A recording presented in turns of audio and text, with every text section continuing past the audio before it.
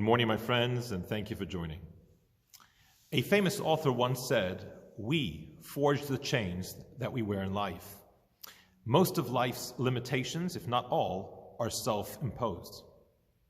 It is interesting that as we read this week in the Torah, Moses stands at the burning bush, and God is instructing him to free the Jewish people from the bondage and from the terrible persecution, the genocide taking place in Egypt.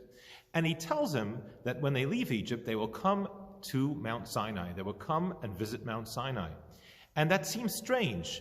When you're going to free a people from persecution, when you're freeing people from a genocide, why would they need to know that they're going to be stopping at a certain site? It would be irrelevant to them.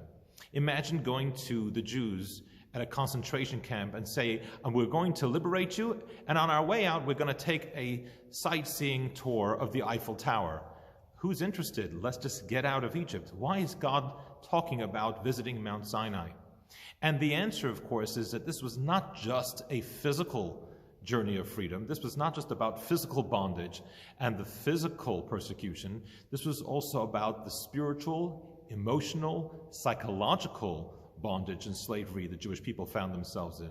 Their self-imposed chains, the sense of inferiority, their sense of negativity, the slave mentality that they had, the sense of self-loathing, and so on and so forth, all of this psychological bondage and chains that they had to free themselves from, and that could only take place at Mount Sinai.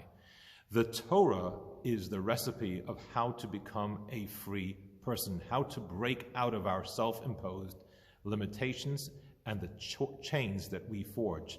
The road out of Egypt passes through Mount Sinai. There is no other way out. And this, of course, is a message that resounds till today.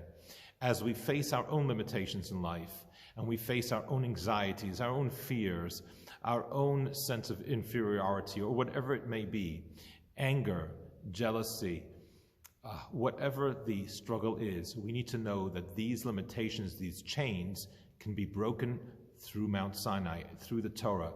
The Torah provides us with the ideas, with the insights, with the inspiration to break out of these limitations. I conclude with a little anecdote. A friend of mine said that when he would look in the mirror every day, he would have a sticker on the mirror that says, "You're looking at the only problem you're going to be facing today."